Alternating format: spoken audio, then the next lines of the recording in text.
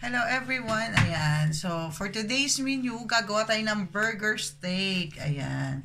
My own version of burger steak. So, for the first time, maglalagay tayo ng mantika. Kasi dahil gagawa tayo ng burger steak, so kailangan natin i-fried ng konti yung ating burger. So, ito yung homemade burger na ginawa ko. Ayan. Tapos, ang ingredient ko, syempre, champignon, mushroom, onion, cornstarch, salt, pepper, and of course, ginger powder. Ayan. So, ayan yung aking homemade. And of course, yung butter. Ayan. So, ayan yung aking ingredients. So, uunahin muna natin ngayon is yung burger, guys. So, unahin natin yung burger. Yan. I-fried natin ng konti yung burger, no? Para hindi siya magutay-gutay mamaya. Dito na rin natin iluluto, guys, yung ating mushroom para yung kapit na kapit yung lasa ng baka, no?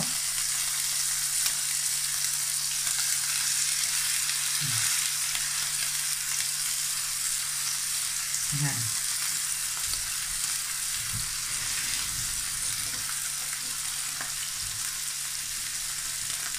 Antayin natin siyang mag-brown. Yan, no? Antayin natin siyang mag-brown. Lagyan na rin natin itong isa. Kakasya naman yata. Oo, kasya nga. Ayan.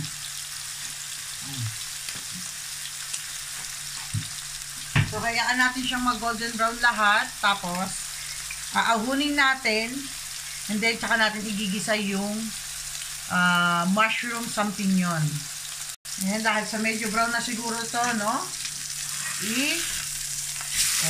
Diba? Ating burger steak. Ayan, ang gagawin natin.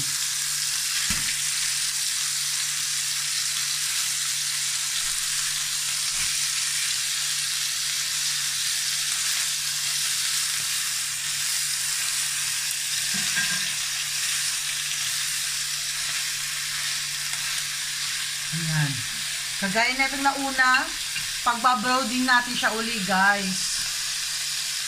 Ayan, dahil golden brown na siya, guys, aahunin muna natin, no? Lagay na natin sa aside, set aside muna natin siya, ilagay natin siya sa plato, no? Ayan, guys. Ayan. So, ilalagay na natin agad yung ating onion. Ayan. Lulutuin natin ng gusto yung ating onion, no?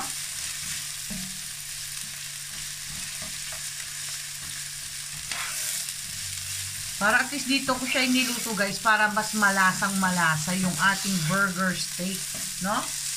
Grabe, guys. Try nyo din siya. Masarap to, guys. Promise. So, lulutuin natin ng maigi yung ating onion, yung para siyang nagka-caramelize. Ayan. So, wait tayo, no? Ayan. Dahil nagka-caramelize na siya, ilagay na natin ating mushroom.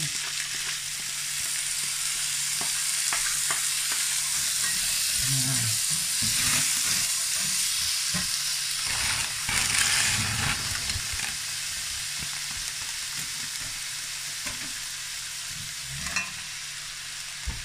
Maraming mushroom, mas masarap, guys. So, yan yung aking sikreto pag ako naggagawa ng burger steak. Kasi dati, guys, maikwento ko ano, dati kasi yung resto ko, pag nagbo-burger steak ako, ito ang aking best seller. Napakaraming mushroom. Hindi tinipid sa mushroom, guys. So, kung magtatayo ako uli, magkakaroon ako ng opportunity, no? Na magtayo uli ng restaurant dyan sa atin sa Pilipinas. Alam nyo na.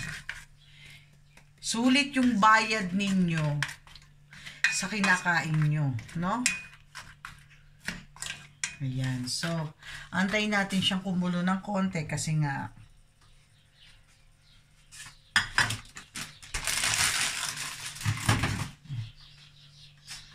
Maya ilalagay naman natin yung ating garlic powder, ginger powder guys.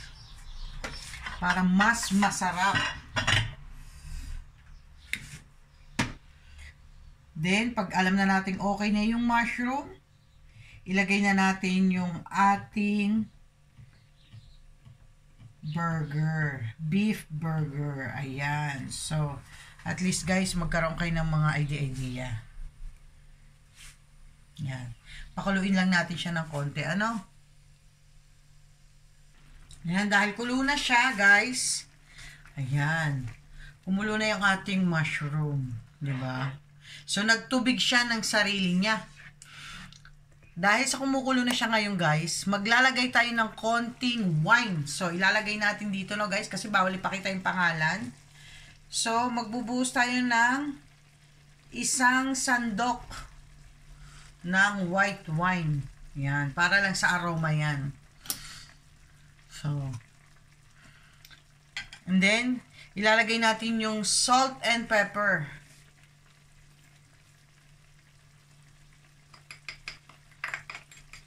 Yan.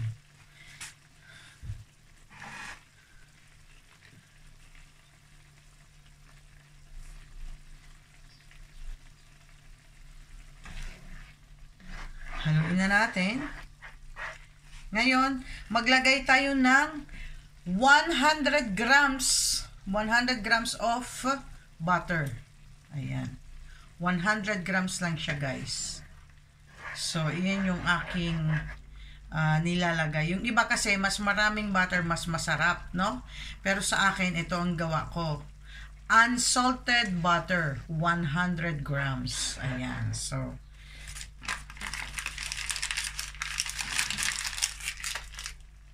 tapos, maglalagay na rin tayo ng ginger powder, guys.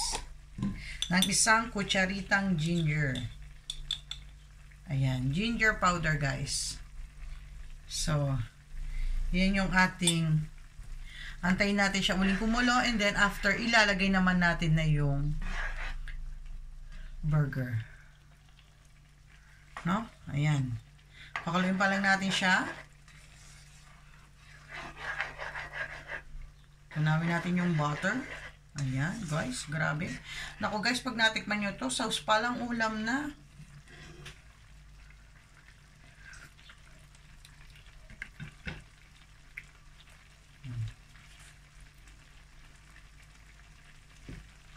Ayan, dahil kumukulo na siya, guys, no? Ilagay na natin yung ating burger. Ayan. Ilalagay na natin siya. Ayan. So, ayan. And then, later, tsaka natin i-add yung ating cornstarch. Guys. O, diba, guys? Masarap. Mas maraming mushroom, mas masarap. Para at least nagsosos-sos siya talaga. Yung cornstarch, i-add natin later, guys. Pag nakuha na ng burger yung lasa ng mushroom, no? Pag kumapit na sa kanya yung lasa. So, antayin natin siyang kumulo. No? Ng husto. Yan.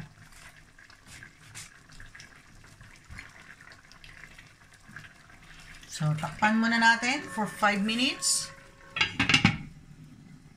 After 5 minutes, guys.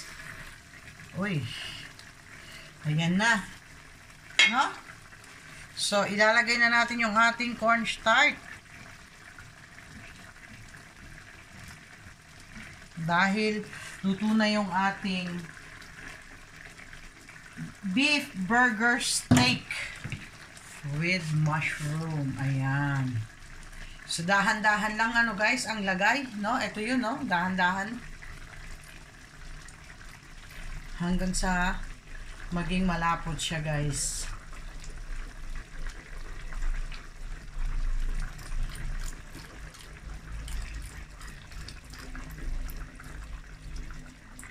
Ayan, guys. O, diba? Ito yung ating beef burger steak. O, diba? Sabaw pa lang, guys. Malamang ubos ang isang kalderong kanin nyo. Ayan guys, so pakukuluin lang natin siya and ready na yung ating beef burger steak, homemade beef burger steak, diba? O diba yung sauce niya, o diba guys? Ang sarap. Grabe guys. Ang sarap niya. Ang bango.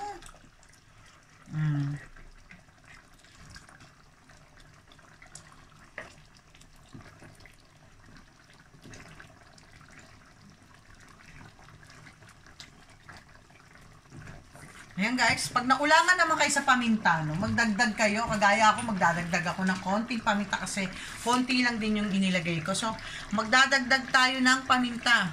Ayan. Para at least, o ayan. Guys, grabe, ang bango na, ang sarap-sarap na kagad. Diba? Talagang... Naku guys, magugustuhan ng mga anak nyo to. Malamang sa palaman, ubos ang kanin. Diba? Sauce niya, oh, diba guys? Ngayon, sa inyo, kung gusto nyo pang mas malapot, go! Ayan. Dahil dito kasi, hindi sila nagkakanin, tinapay. So, pag yung sa ano, yung sauce niyan, yung inaano nila sa tinapay, tingnan nyo naman guys. Diba? So, ayan. Ito na ang ating beef burger steak with mushroom champignon. Ayan.